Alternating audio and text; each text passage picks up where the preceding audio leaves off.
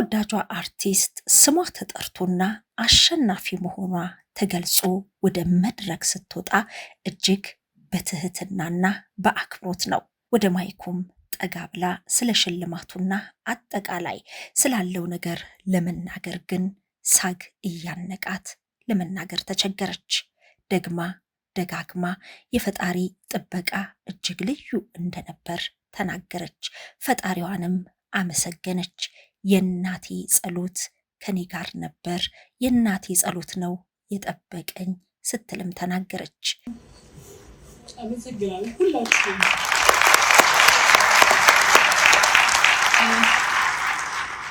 የእናቴ ጸሎት ሁሌም አይለየኝም። የልጄ ብርታት በረከቴ ነው። አመሰግናለሁ ሁላችሁም። እግዚአብሔር ስለጠበቀኝ ስላቆመኝ እረኛዬ ስለሆነ በሞገስ በክብር እናንተ ፊት እንድቆም ስለረዳኝ እግዚአብሔር ይመስገን። ስለታገስከኝ አመሰግናለሁ። ዜድ፣ ቴዲዬ፣ ሁላችሁ ክሩ ላይ የነበራችሁ አባላት ሁሉ እግዚአብሔር ያክብራችሁ። ያንን ጊዜ አብራችሁን ስለነበራችሁ። ይህቺ ተወዳጅ አርቲስት ቃል ኪዳን ጥበቡ ነች። በትላንትናው ምሽት በተከናወነው በ11ኛው የጉማ አዋርድ ላይ ትዝታ በተሰኘው ፊልሟ አሸናፊ መሆኗ ተገልጾ መድረክ ላይ ስትወጣ ያደረገችው ንግግር እጅግ አጭር ቢሆንም ምን አይነት ከባድ ሁኔታዎችን አሳልፋ እንደነበር፣ በተለይ ደግሞ ትዝታ ፊልምን የሰራችበት ወቅት በድባቴ በሐዘንና እጅግ በተስፋ መቁረጥ ውስጥ ሆና የልጇን አባት የምታከብረውን የምትወደውን ተወዳጁን ተዋናይ ከታሪኩ ብርሃኑ ባባ ህልፈት በኋላ በአስቸጋሪ ሁኔታ ውስጥ በነበረች ጊዜ ነው ተወዳጁ አርቲስት እንግዳ ሰው ሀብቴ ወይንም ቴዲና በአጠቃላይ የፊልሙ አዘጋጅና ተዋናያኖች ጠቅላላ ክሩ ወደ ስራዋ እንድትመለስ ብርቱ ጥረት አድርገው ትዝታ የተሰኘው ፊልም ሊሰራ የበቃው። ትዝታ ለተዋናይት ቃል ኪዳን ጥበቡ ብዙ ነገር ነው። በሐዘን ቆፈን ውስጥ በነበረችበት ጊዜ ከዛ ውስጥ ወጥታ ወደ ስራዋ ወደ ሙያዋ እንድትመለስ ያደረጋት ፊልም ነበር። በዚህ ፊልም ታዲያ የምረቃ ስነ ስርዓቱ ዕለት ወላጅ እናቷ አርቲስት ዝናሽ ወርቅ ነበር በአንገቷ ላይ ያጠለቀችው። ለኔ ይህንን ፊልም መስራቷ ትልቅ ነገር ነው፣ ልጄ ነገ ትልቅ ደረጃም እንደምትደርስ አምናለሁ በማለት መድረክ ላይ ለአንገቷ ወርቅ አድርጋላት ነበር። በትላንትናው ምሽት ደግሞ በጉማ አዋርድ ላይ ትዝታ የተሰኘው ፊልም በምርጥ ተዋናይ የተመረጠችው ተዋናይት ቃል ኪዳን ጥበቡ ነበረች። እናም ሳግ እያነቃት ፈጣሪዋን አመሰገነች።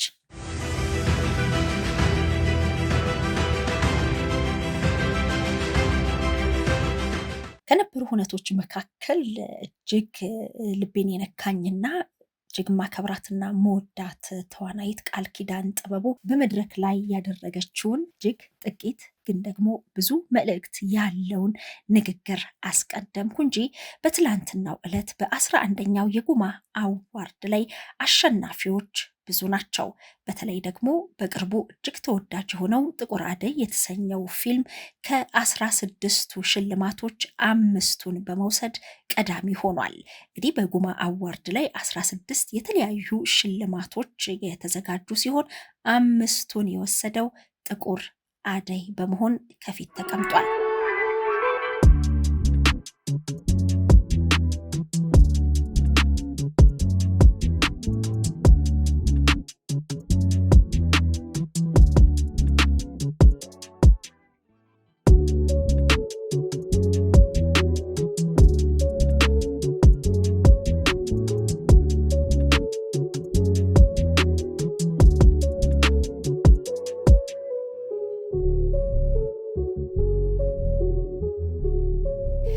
በርካታ የአማርኛ ፊልሞችን በደራሲነትና በአዘጋጅነት እንዲሁም ለተለያዩ ስመጥር ድምፃውያን ግጥምና ዜማ በመስራት የሚታወቀው ፍጹም ካሳሁን ያዘጋጀው ጥቁር አደይ የተሰኘው ልብ አንጠልጣይ ፊልም በሐምሌ ወር 2016 ዓመተ ምህረት ነበረ በሸራተን አዲስ ሆቴል በቀይ ምንጣፍ በልዩ ስነስርዓት የተመረቀውና በተለያዩ ሲኒማ ቤቶች እንዲሁም ደግሞ አሁን ላይ በዩቲዩብ ላይም ጥቁር አደይ ለእይታ ቀርቧል።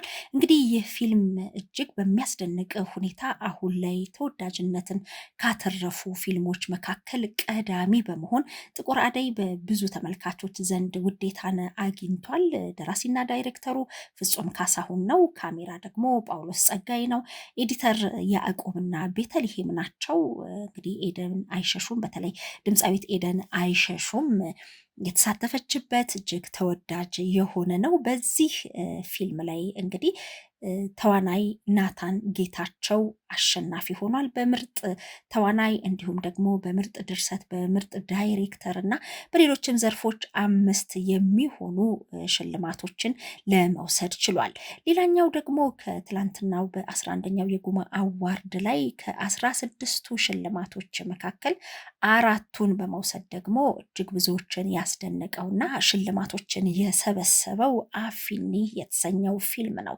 እንግዲህ እንደሚታወቀው አፊኒ ፊልም የተለያዩ ኩነቶችን የያዘ ድንቅ የሲዳማ ባህልን በፊልም መልክ ያቀረበ የህዝቡን አኗኗር፣ አመጋገብ እንዲሁም ደግሞ የክልሉን መልክዓ ምድርና በሲዳማ ደግሞ የግጭት አፈታት መርሆች ላይ የሚያጠነጥን እጅግ ተወዳጅ ፊልም ነው አፊኒ። በዚህ ፊልም ላይ ደግሞ ተወዳጆቹ ተዋንያኖች ግሩም ኤርሚያስና አማኑኤል ሀብታሙ የተሳተፉበት ድንቅ ፊልም ነው። በትላንትናው ዕለት በተከናወነው በ11ኛው የጉማ አዋርድ ላይ 4 ሽልማቶችን በመውሰድ እንግዲህ ሁለተኛ ደረጃን ይዟል። ሌላኛው ደግሞ ትዝታና ከሌሊቱ 6 ሰዓት ፊልም ደግሞ ሁለት ሽልማቶችን በመውሰድ በሶስተኛ ደረጃ ላይ ተቀምጠዋል። እንግዲህ ተወዳጇ ተዋናይት ቃል ኪዳን ጥበቡ ትዝታ በተሰኘው ፊልም ነው በምርጥ ተዋናይት ዘርፍ አሸናፊ የሆነችው። ባለፈው ዓመትም በተመሳሳይ የጉማ አዋርድ አሸናፊ ነበረች ተዋናይት ቃል ኪዳን ጥበቡ።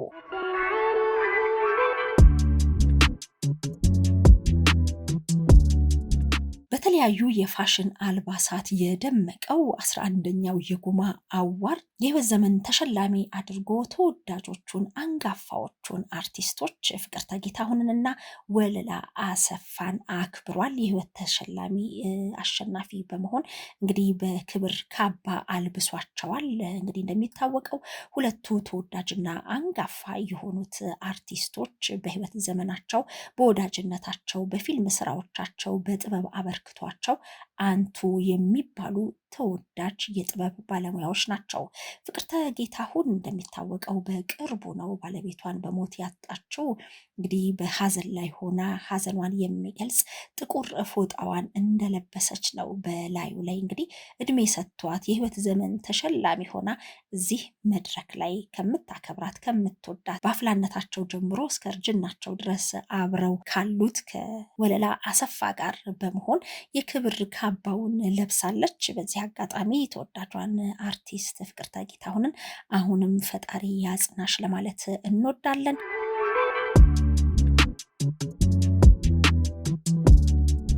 ልዩ ሽልማት በሆነው የሄርሜላ ተሸላሚ ደግሞ ወይዘሮ ወሰን ኃይሉን ተሸላሚ አድርጓል። 11ኛው የጉማ አዋርድ እንግዲህ ወይዘሮ ወሰኔ ኃይሉ በ1960 ዓመተ ምህረት ቆንጅና ተወዳድረው ያሸነፉ ዲዛይነር እንደሆኑም ተገልጿል። በምርጥ አጭር ፊልም ደግሞ በማን አይን የተሰኘው አሸናፊ መስፍን ተሸላሚ ለመሆን ችሏል። ምርጥ ድምፅ ሀብታሙ አዲስ፣ ምርጥ ኤዲተር ዳንኤል እንማው፣ ምርጥ ስኮር ስማገኘው ሳሙኤል በአፈኒ ፊልም እንዲሁም ደግሞ ምርጥ ማጀቢያ ሙዚቃ ኤደን አይሸሹም ፍጹም ካሳሁንና አብነት አጎናፍር በጋራ ጥቁር አደይ ብለው የተጫወቱት አሸናፊ ሆኗል። በምርጥ ሲኒማቶግራፈር ደግሞ ኤልያስ ተስፋዬ 6 ሰዓት ከሌሊቱ በተሰኘው ፊልም አሸናፊ ለመሆን ችሏል። ምርጥ ሜካፕ ዝናዊት ዘርጋባቸው፣ ምርጥ የፊልም ጽሁፍ ፍጹም ካሳሁን በጥቁር አደይ፣ ተስፋ የተጣለባት ተዋናይት ደግሞ ክላራ ሙሉጌታ 2 ቅጣት በተሰኘው ፊልም፣ ተስፋ የተጣለበት ተዋናይ ሳሊም አብዱራህማን ለፍትህ በተሰኘው፣ ምርጥ ረዳት ተዋናይት ደግሞ ማርታ ጎይቶም 6 ሰዓት ከሌሊቱ በተሰኘው ፊልም አሸናፊ ለመሆን ችላለች። ምርጥ ረዳት ተዋናይ ደግሞ አማኑኤል ሀብታሙ በአፈኒ ፊልም ነው። ምርጥ ተዋናይት ቃል ኪዳን ጥበቡ በትዝታ፣ ምርጥ ተዋናይ ናታን ጌታቸው በጥቁር አደይ እንዲሁም ደግሞ የተመልካች ምርጫ በሚለው ዘርፍ ደግሞ ባለ ክራር የተሰኘው አሸናፊ ሆኗል። ምርጥ ዳይሬክተር በተሰኘው ዘርፍ ደግሞ ፍጹም ካሳሁን በጥቁር አደይ ፊልም አሸናፊ ሆኗል። ምርጥ ፊልም በተሰኘው ዘርፍም እንዲሁ ጥቁር አደይ አሸናፊነቱን ከፊት ቀድሞ ይዟል። በየዓመቱ እጅግ ተወዳጅነትን እያተረፈ የመጣው የጉማ አዋርድ በዘንድሮ እንግዲህ 11ኛውን እጅግ በደመቀ ሁኔታ እንዲሁም ደግሞ ታዳሚዎቹ በተለያዩ የፋሽን አልባሳት ተውበውና ደምቀው በአድዋ ሙዚየም በትላንትናው ዕለት ተካሂዷል።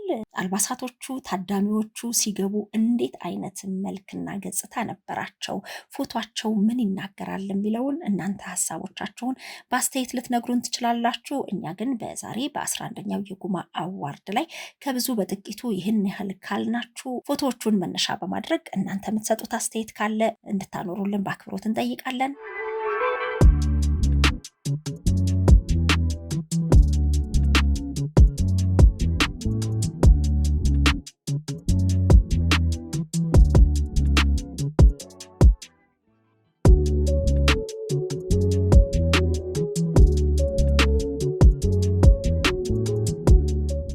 ውድ የሸገር ኢንፎ ሚዲያ ተከታታዮች የ2018 የአዲስ ዓመት እቅድ ልንገራችሁ።